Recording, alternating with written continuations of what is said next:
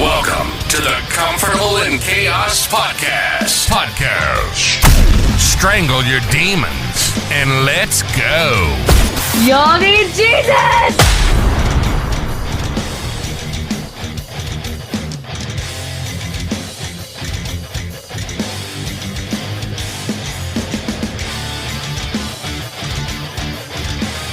In your head, they are fighting with their tanks and their bombs and their guns. Welcome to the Comfortable in Chaos Podcast.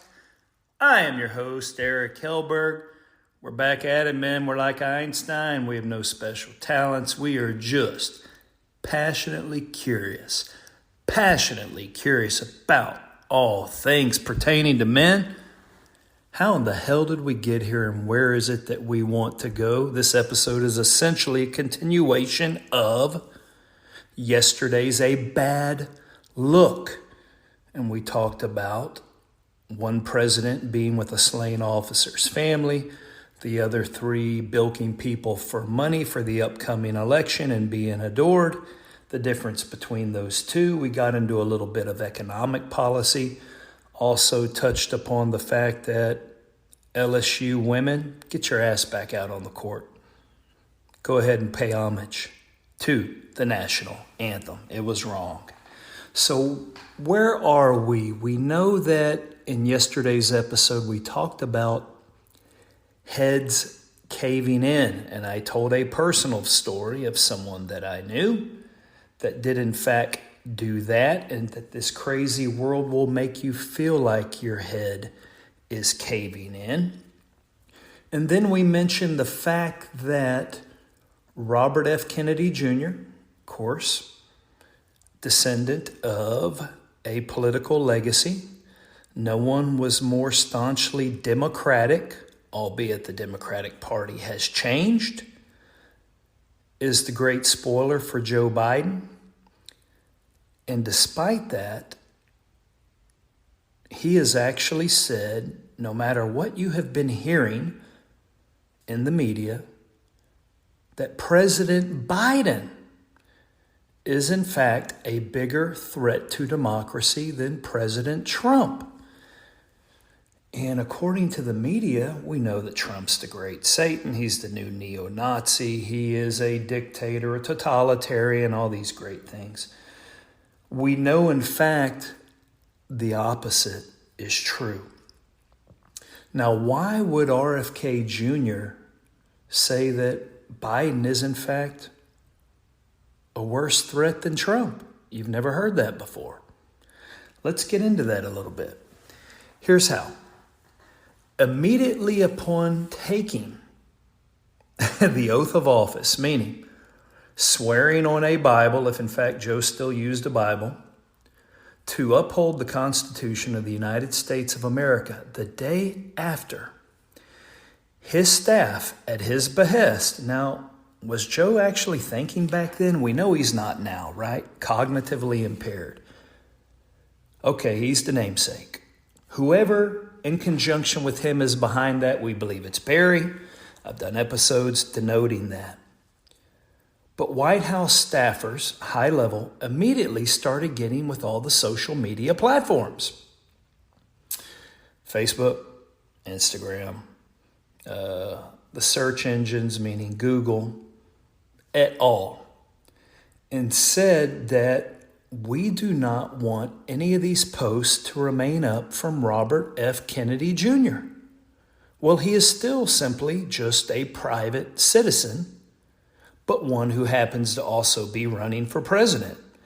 Now that he announced a vice president, he has been let on the ballot to contend for the presidency come this November.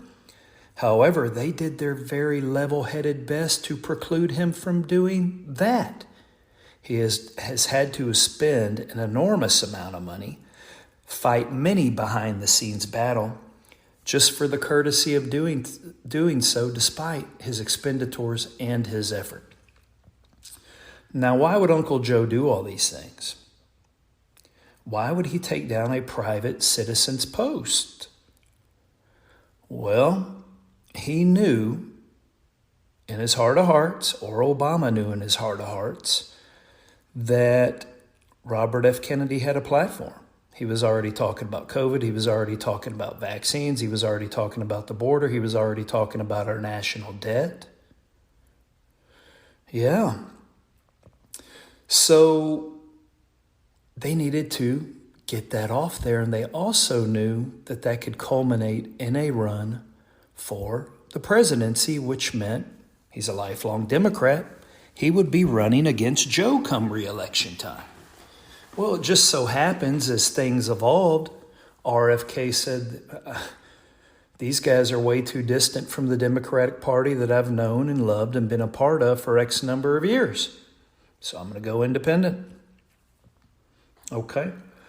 But even before that, the White House, and how do we know these things? Because he just won a federal lawsuit in the federal appellate courts. It is going to go before the Supreme Court next to have the information dispersed to him and to also be able to continue placing his message on social media. They had banned him. Now, in the not too distant past, you would hear these terms called misinformation, whereby if these platforms determined that what you were putting out there was false or insightful or dangerous, yeah, pretty slippery slope, right? Well, they could augment the message. They could outright ban the message. But in these instances, RFK would put up the empirical data. He would demonstrate that what he is saying is correct. So they coined a new term and then went into all-out sabotage of RFK Jr. under presidential authority. And they all listened because at first they said they saw no harm in it. So Zuckerberg had to cave because now, instead of misinformation, the Biden and or Obama administration determined that his posting was malinformation, meaning bad. Think malware. In fact, it demonstrated dissent. My God, guys, isn't that what the First Amendment is? We're supposed to have a vigorous press. We are supposed to vigorously challenge our elected officials in our government because that is our representation and we are supposed to hold them into account. But if we can't put out information to the contrary, whereby it can be disseminated to people, accepted, thought about, and then we figure out if that is the correct course and or if we should change course, meaning if you can censor your political opponents, then you will not have any opponents any longer. If you can then conduct yourself in whatever way you want, i.e. Ukraine, i.e. the border, and you're going to censor any dissent, well, that gives you carte blanche to cover up and or engage in any atrocity that you want. Think Goebbels and the damn Third Reich propaganda machine. So in that nature, RFK Jr. has said that Joe Biden and or Obama is a bigger threat to democracy than President Trump ever could be. Now, you could say, well, he's a threat because he tried to overturn the election. Well, guys, have you ever filed taxes? Of course you have. If you have a loophole or a caveat in the IRS tax code that will allow you to pay less taxes, will you use it? Of course you will, because we know it's organized theft. Well, if you have a judicial system that will allow you to file suits and to be heard at different levels of the judicial system, and we have an appeals process, et cetera, et cetera, et cetera, if that is in the judicial design, why would you not use it until you ran out of steam and or money, whatever the reason, if you believe your cause is just, should you truly believe so? So that wasn't a threat to democracy. That was Trump just simply exercising his rights, and many people thought he was right in doing so. And I will echo what I said in the last episode. I think the machinery is in place now to safeguard what in fact happened in the last election, and it was theft, because you are not going to tell me that when it came around again to be reelected for his second term, and President Trump received approximately 74 million popular votes from the people, which was approximately 10 million more than Obama's fervor getting reelected in his second term, 10 million more. And you're telling me that Joe Biden trumped Trump in the 2020 election, garnering close to 84 million votes, making that man, this man that we see every day, not only the president, but the most popular man ever elected in the history of mankind. We know that's not Joe. No one loves Joe that much. So we know it was a sham. And Joe started censoring RFK Jr. early on because he knew he was a dissenter within his own party and that he could pose a vociferous challenge to him, so he had to be silenced. Now that he is on the ballot, Trump has nothing to worry about. Biden does. And it is impossible for him to win. So they will have to come up with something equally as tricky in order to preserve their interest. Can they? Well, we're going to see it all unfold before us. It's going to be very, very interesting. And that is why he is deemed more dangerous to democracy than President Trump. And I will tell you this. Without the Kennedy family, you wouldn't have had a Biden. Biden latched onto their pants legs so tight, like a damn dog on a bone, because he knew he could take them somewhere. No one fawned and drooled over Teddy or Edward Kennedy more than Joe Biden. And isn't it ironic that when you see good old Joe in the Oval Office, there's a bust right behind him, a bronze bust of RFK Jr.'s uncle, meaning President John F. Kennedy. So he is showing that bastion of, we would call that democratic politics, a democratic presidency. From everything I've learned about John F. Kennedy, I thought he was fantastic. Isn't he a bit like Trump?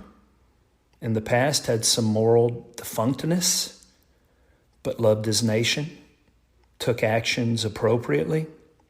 But for some reason, people can't get past that on Trump, but they could on John F. Kennedy, despite the fact his depravity was ongoing even while he was in office. So they had the ability to separate the two, just not for this man, for whatever reason. I'll tell you another interesting thing. Since we were mentioning money, we said that 50 cents of every dollar in circulation in this country in 5 years, if something isn't done with the national debt, will go to service simply the interest payments alone on the national debt. Now, John F. Kennedy was a patriot. You can debate PT 109, what actually occurred here and there, all that good stuff. That's not going on this show today. Maybe later. But one of the things that he really challenged was the shadow government. In fact, he was at war with our intelligence services, primarily the CIA. A lot of it over the Bay of Pigs fiasco, right? They had set all that up in 1961. After the Cubans had closed in and it had been disclosed that it was no longer a covert operation, he stopped that second wave of the limited bombers at his disposal from coming in. The CIA never forgave him. Well, he followed the advice of his military leaders at that time. That placed them at war with one another. Another war that he was involved with was the fact that he didn't like the Federal Reserve. He did not like us having a master and a slave relationship. I mean, let's think about this, because a buddy of mine asked me about the money supply. I touched upon it. So let's go on. When you go against this Federal Reserve and or this central bank paradigm, and or if you don't want to trade in US dollars or you're self-sufficient in your own currency and resources, look at all the wars over the last 30 to 40 years and tell me what they all had in common. Brother, if the jackals go in and that country and or its leadership doesn't play ball, and they're not willing to then go to the IMF or the associated NGOs and take the interest-bearing loans that they will never, ever possibly be able to pay, well, the U.S. military gets put on high alert, and we start having trouble over there. So yeah, Kennedy didn't like the Federal Reserve model. And to his disenfranchisement, he spoke up against it. And what the hell is that Federal Reserve? This isn't a show on that today. It's actually very complicated. We know that they have their own independent building. They are not a government agency, although their leadership, their board, is appointed upon congressional approval and the president. But they are a wholly owned, distinct corporation. In fact, the 12 reserve banks are wholly owned, distinct corporations in and of themselves under the umbrella of a larger wholly owned and distinct corporation.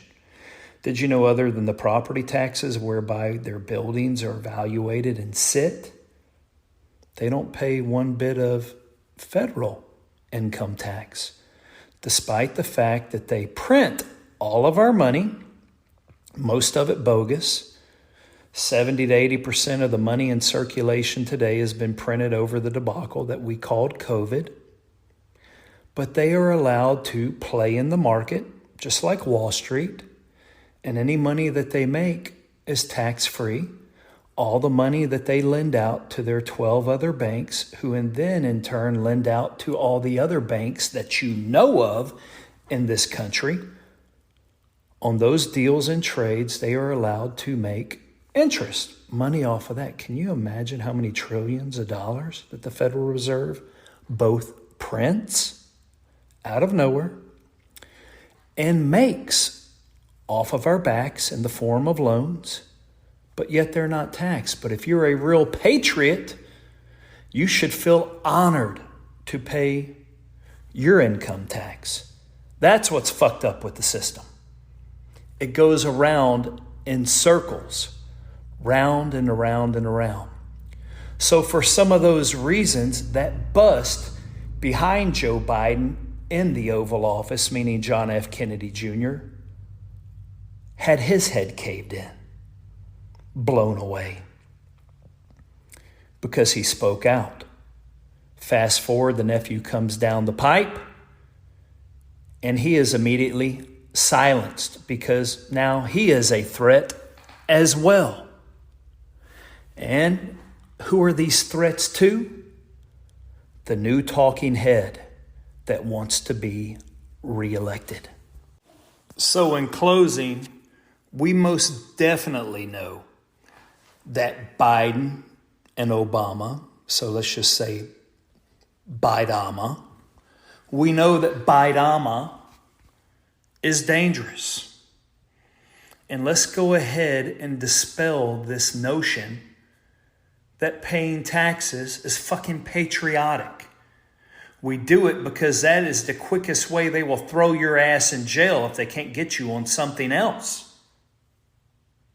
Yeah, there's been more enforcement agents hired because when it comes to capturing revenue or what they perceive as revenue, while they go about tax-free, is the end-all be-all.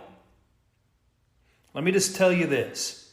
We have an entire generation or 2 generations of people who actually believe this shit, that paying taxes makes you a true patriot.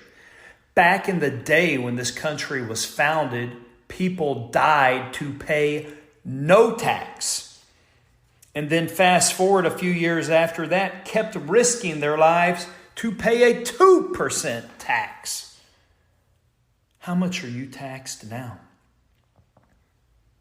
Yeah, it's indentured servitude to the machine, the system that was put into place that Jefferson said was more dangerous than a standing army. He had already seen the European model.